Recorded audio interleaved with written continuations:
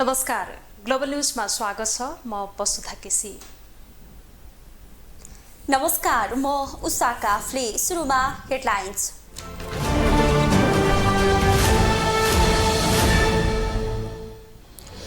तीन दिने भ्रमण सके माओवादी अध्यक्ष स्वदेश फर्किए।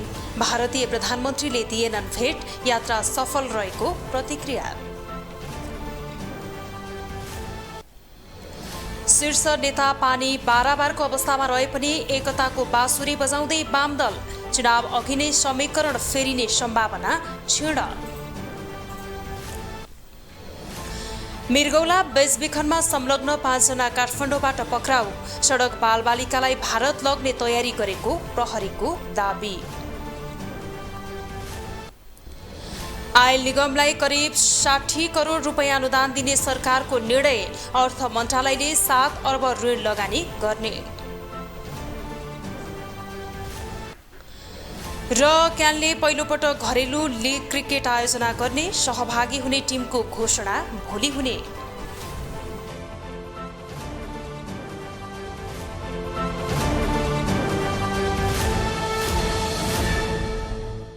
नेकपा माओवादी केन्द्रका अध्यक्ष पुष्पकमल दाहाल प्रचण्डको भारतको भ्रमण सकेर केही बेर अघि मात्र स्वदेश फर्कनु भएको छ।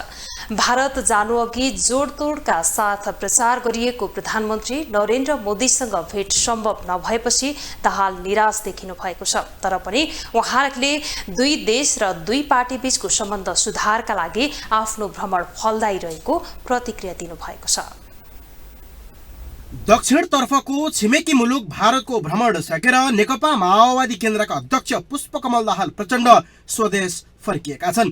सत्तारूढ भारतीय जनता पार्टीको विशेष निम्तोमा गएको शुक्रबार दिल्ली पुगेका प्रचण्ड भारतीय प्रधानमन्त्री नरेन्द्र मोदीलाई नभेटी स्वदेश फर्किएका हुन्। भ्रमणको अन्तिम दिन आइतबार प्रचण्डले भारतीय जनता पार्टीका अध्यक्ष जेपी नाडासँग भेटवार्ता गरेका थिए। तर प्रचण्डले प्रधानमन्त्री मोदीसँग भेटै नगरी स्वदेश फर्किए। उनलाई मोदीले भेट दिन चाहेनन् वा मोदी व्यस्त भएका कारण भेट हुन सकेन, त्यो खुलेको छैन।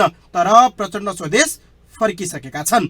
गत शुक्रबार 3 दिने भ्रमणका लागि भारत प्रस्थान गर्नु अघि प्रचण्डले मोदीसँग भेट हुने बताएका थिए। तथापि प्रचण्डले दिल्लीबाटै भ्रमण फलदायी भएको प्रतिक्रिया भने दिएका छन्।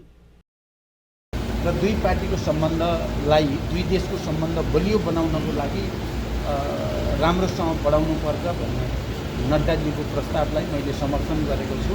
र कहिले बिजेपीको निमन्त्रणामा, कहिले हाम्रो पार्टीको निमन्त्रणामा नेपाल र भारतमा विभिन्न कार्यक्रमहरू संयुक्त रूपले गर्ने भन्ने समझदारी पनि भएको छ।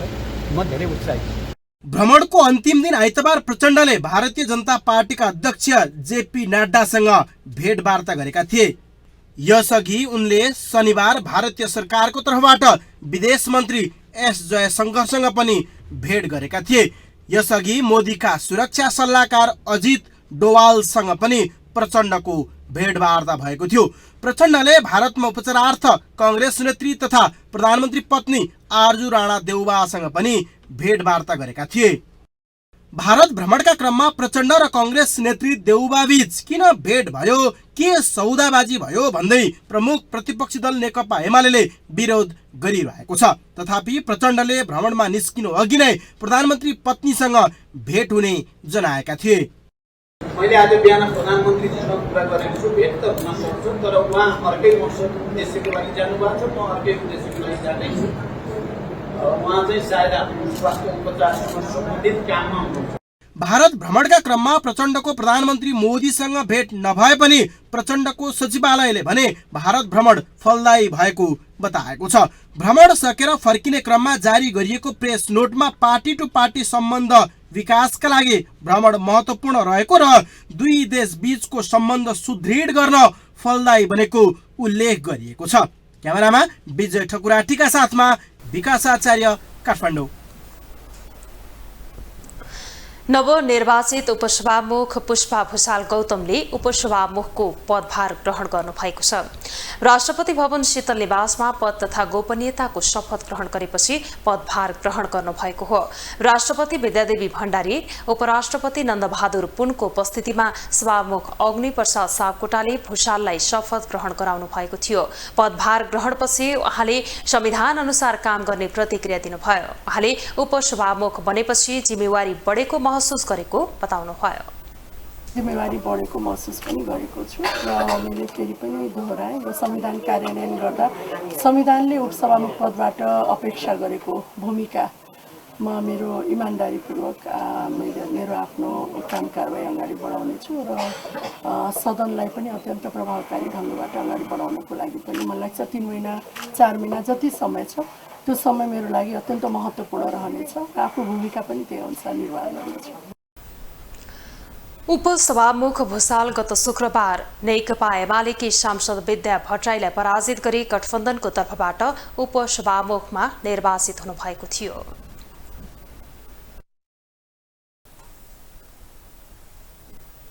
पुनः एक पटक वाम एकता र गठबन्धनको बाँसुरी नेताहरूले बजाउन थालेका छन्।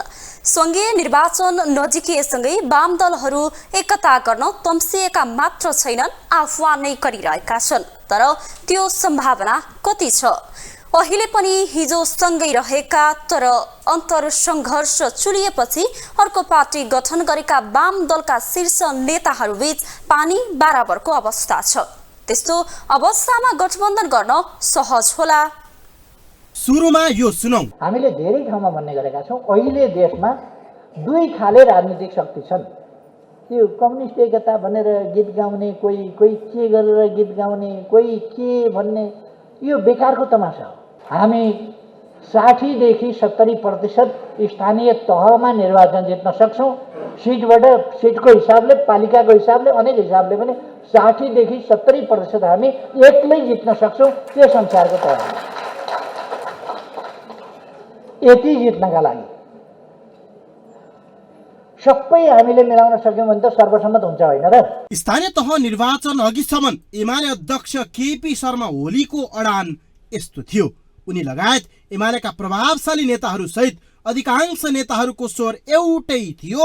एमाले कसैसँग पनि गठबन्धन गर्दैन, आफ्नै बलमा चुनाव लड्छ र 70% माथि स्थानीय तहमा विजय हुन्छ भन्ने। तर स्थानीय तह निर्वाचनको परिणाम एमाले अनुमान गरे भन्दा ठिक विपरीत आयो। एमाले यसअघि विजय भएका मध्ये करिब 100 स्थानीय तह गुमाउनु पर्यो। त्यसपछि करिब गुप्तवास बसेका एमाले अध्यक्ष केपी शर्मा ओली संघीय निर्वाचन नजिकिएसँगै एकाएक बाहिर निस्किएका छन् र भन्न थालेका छन्, आउनुहोस् वाम एकता गरौँ। ओलीले शनिबार एक कार्यक्रम बीच वामपन्थी बीच वाम गठबन्धन गर्नुपर्ने भन्दै त्यसका लागि आह्वान समेत गरेका छन्। म आग्रह गर्न चाहन्छु, राफसाफ कुरा गर्नु। कोही वामपन्थी हुनुहुन्छ भने आउनुहोस्, वामपन्थी हुनुहुन्छ भने गल्ती भइहाल्यो र छोडिदिउँ, गल्ती छोड्नु भइहाल्यो। वामपन्थी हुनुहुन्छ भने आउनुहोस्। ओलीले मात्रै होइन, माओवादी केन्द्रका नेता नारायण काजी श्रेष्ठले पनि मुलुकमा आजको आवश्यकता वाम एकता वा वामपन्थीहरूबीच चुनावी तालमेल रहेको र त्यसका लागि सबै वामपन्थी इमान्दार भएर लाग्नुपर्ने जिकिर गरेका छन्। उनले वामपन्थीहरूले एकले अर्कालाई सिद्ध्याउने, तल पार्ने मेसो चलाउँदा सबै सिद्धिने दिशातिर गइरहेको र त्यसले देशको अस्तित्व सङ्कटमा पर्न सक्ने जिकिर समेत गरेका छन्। नेपालमा देश मुक्तिपूर्ण आन्दोलनको अगुवा शक्ति वामपन्थी शक्तिहरू हुन्।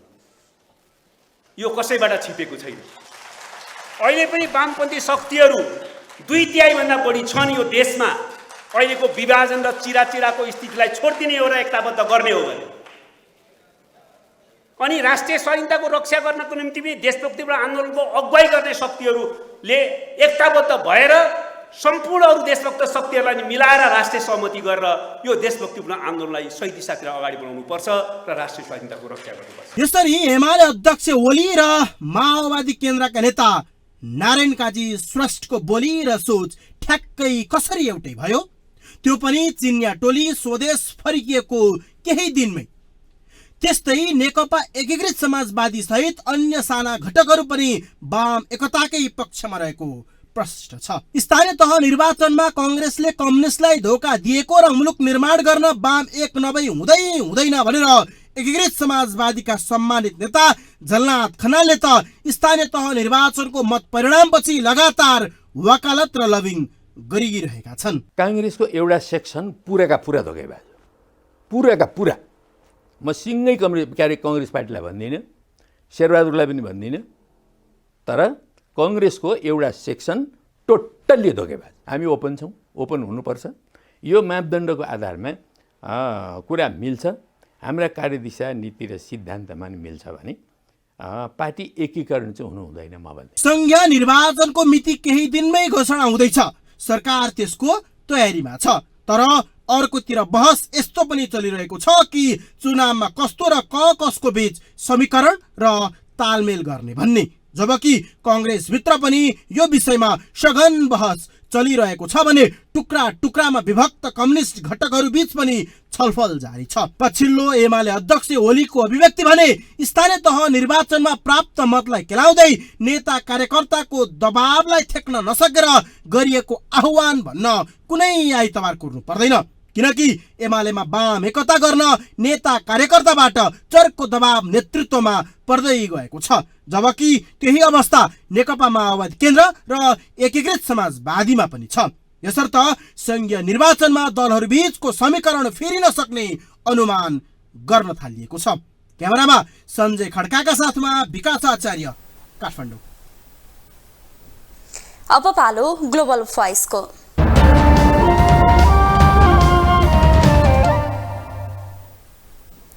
अघिल्लो आम चुनावमा एकताकै कारण ठूलो सफलता भोगेका वाम दल त्यसैलाई झलझली सम्झिरहेका छन्।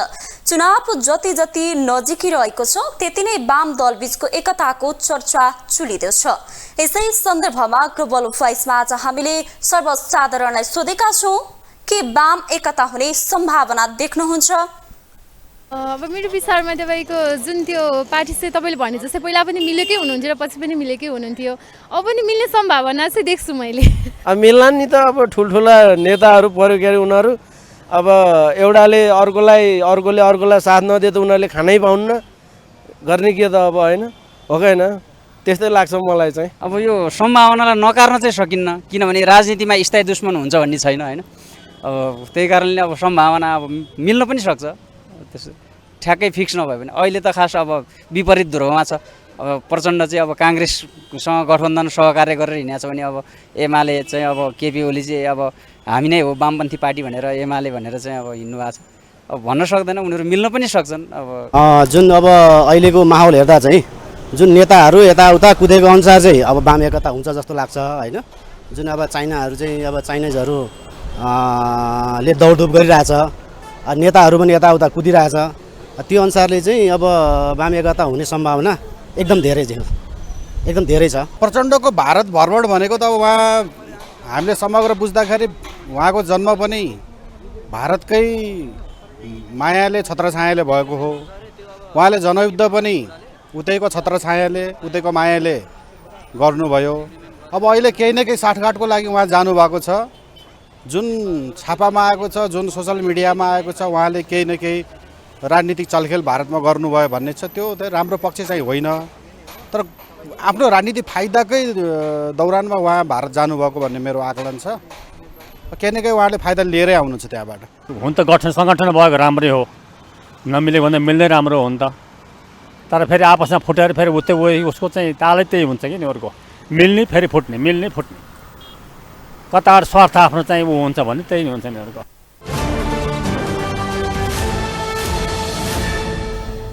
राष्ट्रपति विद्या भण्डारीले स्वास्थ्य उपचारका लागि विदेश नै धाउनुपर्ने अवस्था अन्त्य गर्ने व्यवस्था मिलाउन लाग्नुपर्ने बताउनु भएको छ। चिकित्सा शास्त्र अध्ययन संस्थानको स्वर्ण जयन्तीको अवसरमा जनतालाई पाएको पर्ने स्थानमै स्वास्थ्य सेवा उपलब्ध गराउन सम्बन्धित सबै पक्षले ध्यान केन्द्रित गर्नुपर्ने बताउनु भएको हो। नेपालको संविधानले स्वास्थ्य सेवामा सबैको पहुँच पुर्याउने विषयलाई मौलिक हकको रूपमै व्यवस्था गरेको भन्दै राष्ट्रपति भण्डारीले सोही अनुसारको सेवा दिनका लागि राज्यले आवश्यक नीति, कार्यक्रम र योजना तर्जुमा गरी भौतिक एवं संस्थागत पूर्वाधारको व्यवस्था गर्न ढिलो गर्न नहुने स्पष्ट पार्नुभयो। हुनुपर्ने परिस्थितिको अन्त्य गरी जनतालाई पाएपर्ने स्थानमै आधारभूत तथा विशेषज्ञ स्वास्थ्य सेवा सहज बनाउन हाम्रो ध्यान केन्द्रित हुनुपर्दछ। राष्ट्रपति भण्डारीले चिकित्सा शास्त्र अध्ययन संस्थानले स्वास्थ्य सेवाका लागि आवश्यक जनशक्ति निर्माणमा निरन्तर नेतृत्वदायी भूमिका निर्वाह गर्ने विश्वास व्यक्त गर्नुभयो। स्वास्थ्य तथा जनसङ्ख्या मन्त्री भवानी प्रसाद खापुङले कोरोना संक्रमण केही वृद्धि भए पनि नियन्त्रण गर्न सक्षम रहेको बताउनु भएको छ। चिकित्सा शास्त्र अध्ययन संस्थानले गरेको कार्यक्रममा मन्त्री खापुङले कोभिड विरुद्धको खोप लगाउन छुटेकालाई नजिकको स्वास्थ्य संस्थामा गई लगाउन पनि आग्रह गर्नुभयो। उहाँले कोभिड महामारीको दरमा पछिल्लो समय केही वृद्धि भएको भन्दै स्वास्थ्य मापदण्डको पूर्ण पालना गरेर त्यसको संक्रमणबाट बच्न पनि सबैलाई आह्वान गर्नुभयो। अहिलेसम्म 11,952 जना नेपालीहरूले कोरोनाका कारण मृत्युवरण गर्न पर्यो र आगामी दिनमा हामी यसलाई कोरोना वृद्धि भए पनि हामी नियन्त्रण गर्न सफल हुनेछौँ र एकजना पनि मर्न नपरोस् भन्ने कुरामा, एकजनाले पनि ज्यान गुमाउन नपरोस् यो रोगका कारणले भन्ने कुरामा सरकार एकदम सजग छ। मन्त्री खापुङले कोभिडका कारण एकजनाको पनि ज्यान जान नदिन सरकार सजग रहेको पटक पटक दोहोर्याउनु भयो। सरकारी तथ्याङ्क अनुसार हालसम्म नेपालमा कोभिडका कारण 11,952 जनाले ज्यान गुमाउनु परेको छ। लामो समयको छलफल र बहसपछि सरकारले प्रतिनिधि सभामा नागरिकता विधेयक पेश गरेको छ, तर विधेयकलाई राष्ट्रघातीको संज्ञा दिँदै विरोध सुरु भएको छ। संसदमा प्रतिपक्षले विधेयक फिर्ता लिन माग गरिरहेका बेला विधेयकको सडकमा समेत विरोध सुरु भएको छ। गत असार 29 गते सरकारले नागरिकता ऐन संशोधन गर्न बनेको विधेयक प्रतिनिधि सभामा पेश गरेको थियो। राज्य व्यवस्था समितिले 22 महिना छलफल गरेर टुङ्ग्याएको विधेयक फिर्ता लिँदै गृहमन्त्री बालकृष्ण खाँडले प्रतिनिधि सभाको बैठकमा नयाँ विधेयक पेश गरेका थिए। तर उक्त विधेयक राष्ट्रघाती भएको दावी गर्दै विरोध सुरु भएको हो। संसदमा प्रतिपक्षी दलहरूले विधेयकको विरोध गरिरहेका बेला सडकमा पनि विरोधका स्वरहरू सुनिन थालेका छन्। सत्तारूढ दलकै कतिपय नेताहरू पनि विधेयकको विपक्षमा छन्। विधेयक फिर्ता लिन माग गर्दै संगठित भएका उनीहरूले नागरिकता अध्ययन कार्यदल नै गठन गरेका छन्। कार्यदलले विधेयक फिर्ताका लागि दबाब बढाउने गरी आन्दोलन सुरु गरेको छ। पहिलो कुरो त यो विधेयकलाई अहिले खारेज गर्नुपर्छ, सरकारले फिर्ता लिनुपर्छ। यो विधेयक राष्ट्रघाती छ। राष्ट्रघाती मात्रै छैन, यो चरम राष्ट्रघाती छ। यो हिजो भएको सहमतिभन्दा धेरै पछि गिरेको छ, धेरै पछि हटेको छ, प्रतिगामी छ। प्रस्तावित नागरिकता विधेयकमा समावेश भएका कतिपय व्यवस्थाले मूलवासी नेपालीहरू नै अल्पमतमा पर्ने तर्क विरोध सुरु गरेकाहरूको छ। यसअघि संसदमा छलफल समेत भएको विधेयक विरोधपछि फिर्ता भएको अवस्थामा फिर्ता गरिएको अघिल्लो विधेयक भन्दा नयाँ विधेयक झन राष्ट्रघाती भएको उनीहरू बताउँछन्। यसरी यो राष्ट्रघाती छ, यो विधेयक फर्काउनुपर्छ। सिपाही पठाउनु पर्दैन, नागरिक विदेशीलाई बनाएर नेपालीलाई अल्पसंख्यक बनाउँछ र फिजी बनाउँछ। नागरिकता विधेयक प्रतिनिधि सभामा पेश भएपछि संसदमा प्रतिपक्षी दलहरूले विरोध गरिरहेका छन्। एमाले सांसद शेरबहादुर तामाङ र भीम रावल तथा नेमकिपाका सांसद प्रेम सुवालले संसदमा विरोधको सूचना पेश गरेका थिए। ग्लोबल टेलिभिजनका लागि क्यामेरामा गणेश पूर्व छाने मगरका साथमा कैलाश कठायत। सडक बालबालिकाको मृगौला बेच्ने गिरोह काठमाडौँमा सक्रिय रहेको खुलासा भएको छ। काठमाडौँको सडक पेटीमा बस्ने बालबालिकालाई प्रलोभन देखाएर मृगौला बेच्ने गिरोहलाई प्रहरीले पक्राउ गरेपछि यस्तो रहस्य खुलेको हो। काठमाडौँका सडक पेटीमा बस्ने बालबालिकालाई भारत पुर्याएर मृगौला बेच्ने 5 जनालाई प्रहरीले पक्राउपछि सार्वजनिक गरेको छ। प्रहरीको मानव बेचबिखन अनुसन्धान ब्युरोले मृगौला बेचबिखनमा संलग्न रहेको आरोपमा 5 जनालाई पक्राउ गरेको हो। प्रहरीका अनुसार पक्राउ परेका व्यक्तिहरूले काठमाडौँका सडकका बालबालिकालाई लोभ देखाई भारत लैजाने र मृगौला बेचबिखन गरेको आरोपमा उनीहरूलाई पक्राउ गरेको बताएको छ। प्रहरीका अनुसार पक्राउ परेका व्यक्तिहरूले काठमाडौँका सडकका बालबालिकाहरूलाई लोभ देखाई भारत लैजाने र मृगौला बेचबिखन गर्ने गरेको आरोपमा उनीहरूलाई पक्राउ गरेको हो।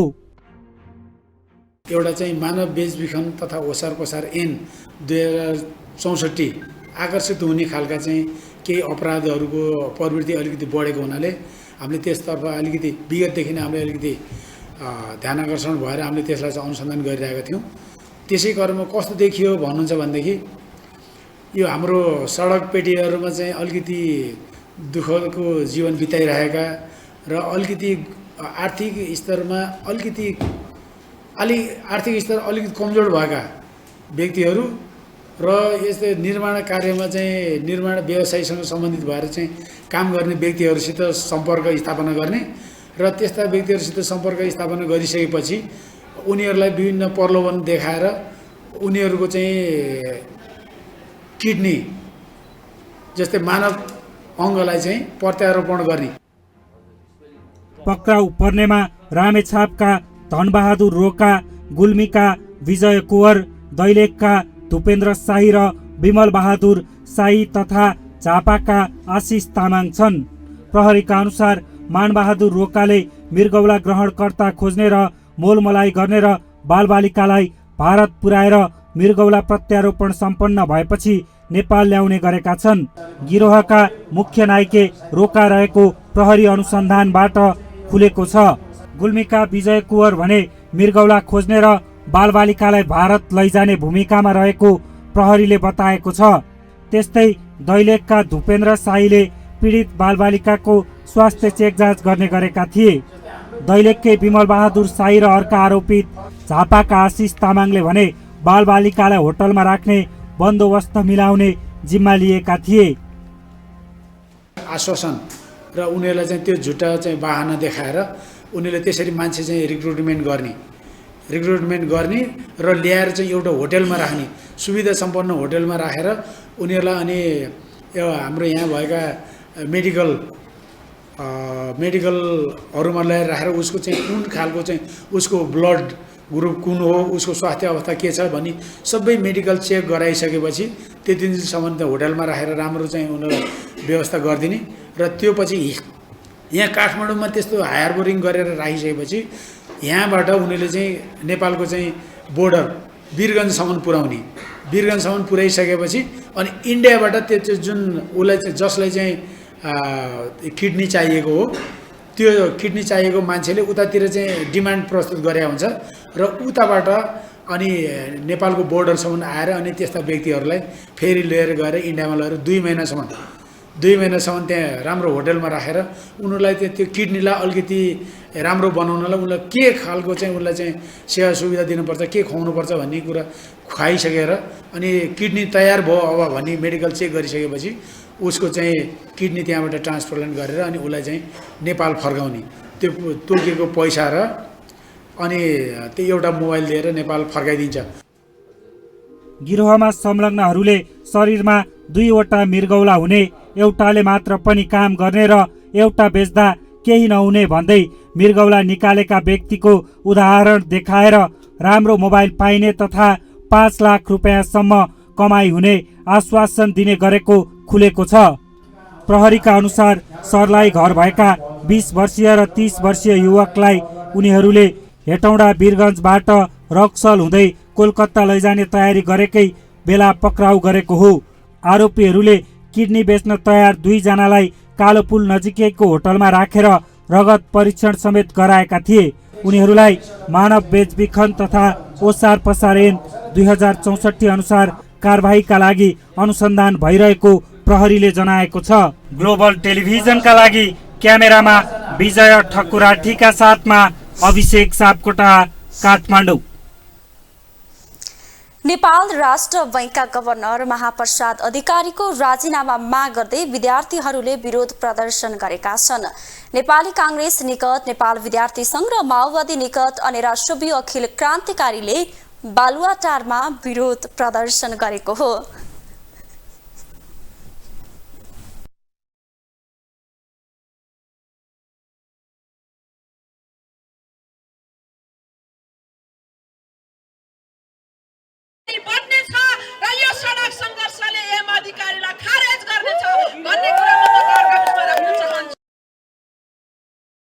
विद्यार्थी संगठन नेपाल विद्यार्थी संघका सभापति दुर्जाङ शेर्पाले गभर्नर अधिकारीले 24 घण्टाभित्र राजीनामा नदिए आन्दोलन चर्काउने चेतावनी दिनुभयो। 24 घण्टाभित्र एमप्रसाद अधिकारी गभर्नरले राजीनामा दिनु भएन भने विद्यार्थी आन्दोलनको आदि फेरि संयुक्त विद्यार्थीहरूले यो अन्याय विद्यार्थी साथीहरू हामी टोली हेरेर बस्न सक्दैनौँ।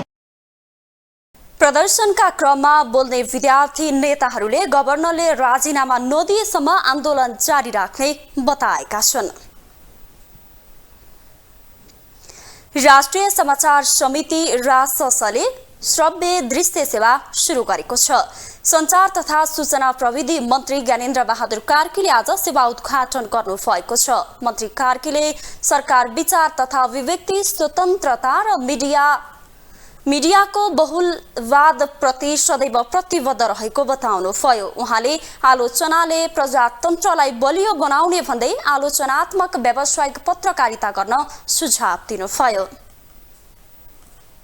राससले इन्टरनेट, सूचना प्रविधि र डिजिटलाइजेसनको वर्तमान मिडिया प्रतिस्पर्धी युगमा दर्शक, श्रोता र पाठकको चाहना अनुरूप श्रव्य दृश्य सामग्री पस्कनु निकै प्रशंसनीय काम हो। राष्ट्रिय समाचार समिति राससका नवनियुक्त अध्यक्ष धर्मेन्द्र झाले नागरिकलाई सुसूचित गर्न रासस सधैँ प्रतिबद्ध रहेको बताउनुभयो। र हाम्रो इच्छा छ हामीले यही श्रव्य दृश्यका माध्यमबाट पनि हाम्रो राससलाई, हाम्रो यो समाचारको संस्थालाई अन्तर्राष्ट्रिय स्तरमा पनि प्रतिस्पर्धी हामीले बनाउन सक्नुपर्दछ। राससले यसअघिसम्म लेखे समाचार र फोटो सेवा दिने गरेको थियो। अब भने भिडियो र समाचार सेवा सहित सेवा विस्तार गरेको हो। राससले 1 महिनासम्म परीक्षण अवधिका रूपमा निःशुल्क भिडियो सेवा उपलब्ध गराउने पनि जनाएको छ।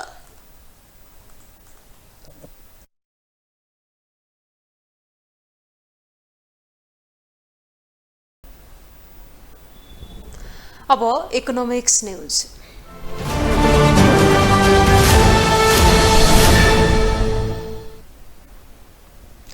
सरकारले पेट्रोलियम पदार्थमा पूर्वाधार कर बापत मूल्य समायोजन भएको रकम 59 करोड 86 लाख 80 हजार रुपैयाँ अनुदान स्वरूप आयल निगमलाई उपलब्ध गराउने भएको छ।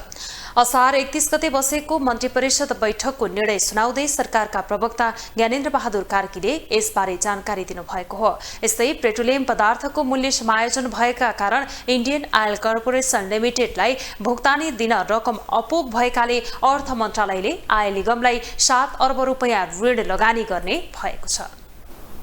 समायोजन भएको कारण नेपाल आयल निगमले इन्डियन आयल कर्पोरेसन लिमिटेडलाई भुक्तानी दिन रकम अपुग भएकोले नेपाल सरकार अर्थ मन्त्रालयले नेपाल आयल निगमलाई 7 अर्ब रुपैयाँ ऋण लगानी गर्ने।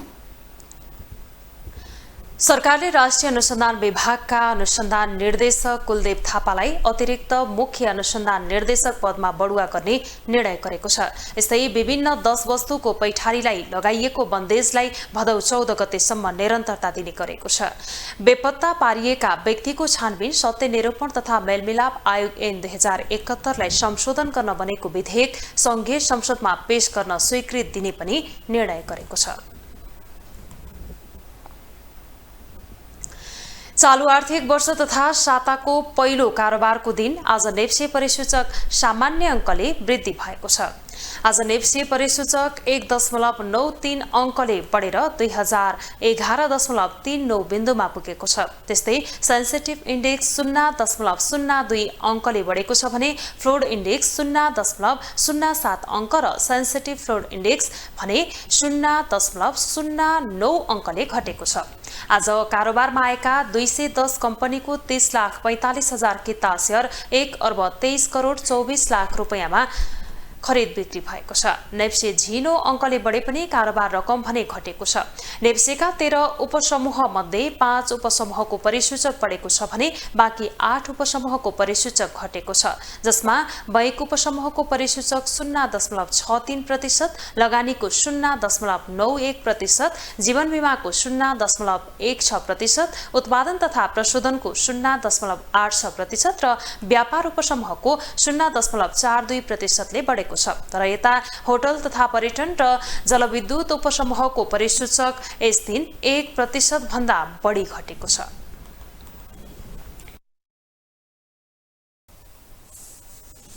अब पालो इन्टरनेशनल न्यूजको।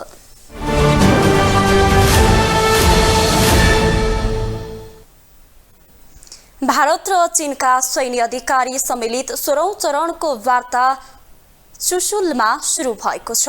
भारतीय भूमि चुशुल मोल्दो सीमा बिन्दुमा जारी बैठक पूर्वी लखदाहको वास्तविक नियन्त्रण रेखा LACबाट सेना फर्काउनेमा केन्द्रित रहेको स्रोतले जनाएको छ।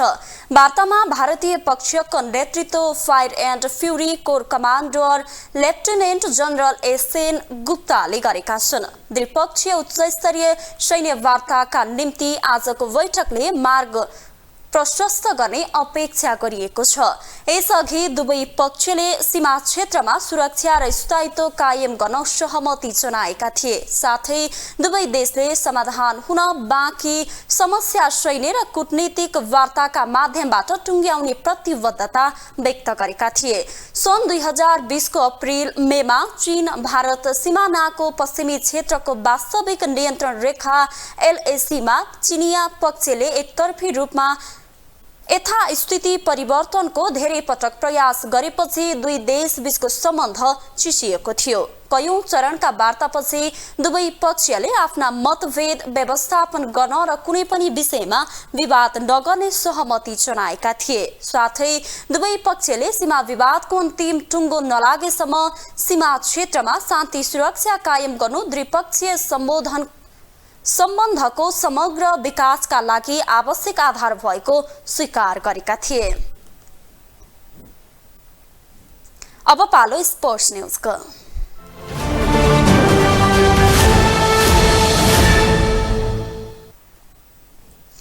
नेपाल T20 लीग क्रिकेट प्रतियोगितामा सहभागी हुने टिमको घोषणा भोलि हुने भएको छ।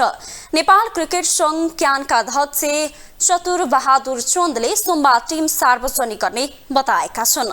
क्यानले पहिलो पटक घरेलु लीग क्रिकेट आयोजना गर्न लागेको हो। प्रतियोगितामा 6 टिम खरिदका लागि क्यानले खुल्ला प्रतिस्पर्धा गरेको थियो, तर लीगको सबै अधिकार भने विदेशी कम्पनीलाई दिएको छ, जस विरुद्ध अदालतमा मुद्दा रहेको छ। यति बेला नेपाली क्रिकेट चर्चा र विवादका बीच अगाडि बढिरहेको छ। खेलाडी विवादले सकिन लागेको नेपाली क्रिकेट अन्ततः विवाद समाधान भएर बचेको थियो। यति बेला नेपाली राष्ट्रिय क्रिकेट टिम ICC विश्वकप लिग 2 अन्तर्गत त्रिकोणात्मक ODI सिरिजका लागि स्कटल्यान्डमा छ भने औसत प्रदर्शन गरिरहेको छ। राष्ट्रिय क्रिकेट टिम विदेशमा भए पनि स्वदेशमा भने क्रिकेट गतिविधि सुरु हुन थालेको छ। नेपाल क्रिकेट संघ क्यानले पूर्व घोषित नेपाल T20 लीगका लागि सोमबार टिमको घोषणा गर्ने भएको छ। क्यानका अध्यक्ष चतुरबहादुर चन्दका अनुसार सोमबार टिम घोषणा हुनेछ। पहिलो संस्करणको प्रतियोगितामा 6 टोलीले प्रतिस्पर्धा गर्नेछन्। प्रतियोगितामा विराटनगर, जनकपुर, काठमाडौँ, पोखरा, लुम्बिनी, भैरवा र सुदूरपश्चिमको टोली रहनेछन्।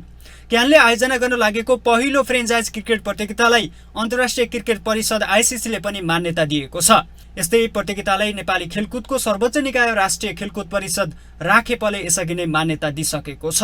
लीगको बारेमा मैले पुनः तपाईको मिडिया मार्फत तपाईहरुमा अनुरोध के गर्यो भने यो नेपाल क्रिकेट संघको आफ्नो लीग हो, अर्गनाइज्ड बाइ क्यान, तर कमर्सियली सपोर्टेड र अनि स्ट्रेटेजिकली होइन रणनीतिक रूपमा पनि सपोर्ट गर्नका लागि हामीले एजेन्सीहरूसँग हामीले एग्रिमेन्ट गरेका हौँ र यो लिग चाहिँ उत्कृष्ट लिग हुन्छ एज ए ब्रोडकास्टरको हिसाबमा होइन प्रसारणको हिसाबले लिगको भ्याल्युका हिसाबले खेलाडीहरूले पाउने सेवा सुविधाका हिसाबले एउटा स्तर मेन्टेन गर्छ फेरि अरू लिगको स्तर थिएन भन्ने होइन नेपालमा भइरहेका अन्य लिगहरूको पनि एक खालको थियो होला होइन तर नेपालको आफ्नै लिग भएको हुनाले विश्वभरि भएका धेरै लिगहरूमध्ये यो पनि धेरै तल पर्दैन। प्रतियोगिताका लागि 42 करोड खर्च हुनेछ भने लिगको सबै अधिकार भारतीय कम्पनी 73 स्पोर्ट्सलाई बेचेको छ। नेपालकै कम्पनीमा लिगको राइट्स नदिएपछि क्यान र 73 स्पोर्ट्स बीचको सम्झौताका विषयलाई लिएर सर्वोच्च अदालत र अख्तियारमा मुद्दा परेको छ। नेपालमै लिगको राइट्स दिएर नेपालीले नै त्यसको उपयोग गर्न पाउनुपर्ने आवाज उठिरहेका बेला यता क्यानले भने अदालतले दिएको जुनसुकै आदेश मान्न तयार रहेको बताउँदै आएको छ। प्रिमियर लिगले मात्र यो कुरा सर्वोच्चमा मुद्दा हालेको छ, अरूले हालेको होइन। अरू दुईटा लिगका साथीहरूले ठिक छ क्यानले आफ्नो लिग गर्छ भने ठिकै छ, हामी त्यसको लागि क्रिकेटको लागि हामी जेसुकै खालको एउटा भनौँ न सेक्रिफाई गर्न तयार छौँ भनेर उहाँले भनिराख्नु भएको छ। केही साथीहरूले त इन्टरभ्यूमै स्टेटमेन्ट मार्फतै भनिराख्नु भएको छ। त्यस कारण मुद्दा अदालतमा छ। अब सर्वोच्च अदालतमा मुद्दा के छ भनेपछि एउटा चाहिँ यो नेपाल टी20 लिग क्यानले गर्दैछ, यसलाई रोक्नु पर्यो। दोस्रो चाहिँ एभरेस्ट प्रिमियर लिग 4वटा एडिसन भइसकेको थियो, मैले पाउनु पर्यो भन्ने छ। अब नेपाल भित्र क्रिकेट अब नेपाल क्रिकेट संघले नगरेर होइन अर्कैलाई गर भनेर सर्वोच्च अदालतले भन्दैन। यता सञ्चालनमा रहेका घरेलु लिग सञ्चालक भने मारमा पर्ने देखिएका छन्। संघ आफै फ्रेन्चाइज लिग सञ्चालन गर्ने भएपछि यसअघि 5औं संस्करणको प्रतियोगिता भएको एभरेस्ट प्रिमियर लिग समेत अन्यलमा परेको छ। नेपाल टी20 लिग प्रतियोगिता आगामी असोज 8 देखि कार्तिक 5 गतेसम्म आयोजना हुनेछ। ग्लोबल टेलिभिजनका लागि विनोद विक्रम भण्डारी, काठमाडौँ। ग्लोबल न्यूजको अन्त्यमा अहिलेसम्मका हेडलाइन्स पुनः एकपटक।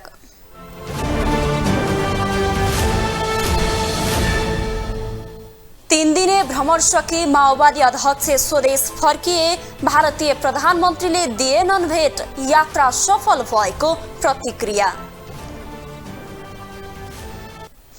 शीर्ष नेता पानी बाराबारको अवस्थामा रहे पनि एकताको बाँसुरी बजाउँदै वामदल, चुनाव अघि नै समीकरण फेरिने सम्भावना क्षीण।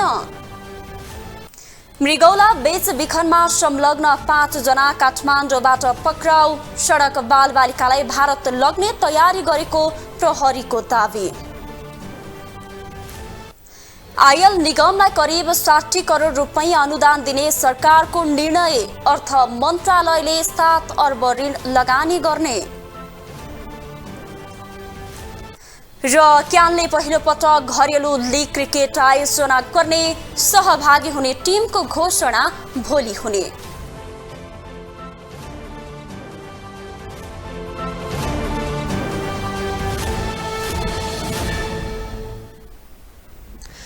ग्लोबल न्यूज अहिलेलाई यति नै। ग्लोबल टेलिभिजन तपाईँ फेसबुक तथा युट्युबमा पनि प्रत्यक्ष हेर्न सक्नुहुनेछ। ग्लोबल टेलिभिजन हेर्दै गर्नुहोला। नमस्कार।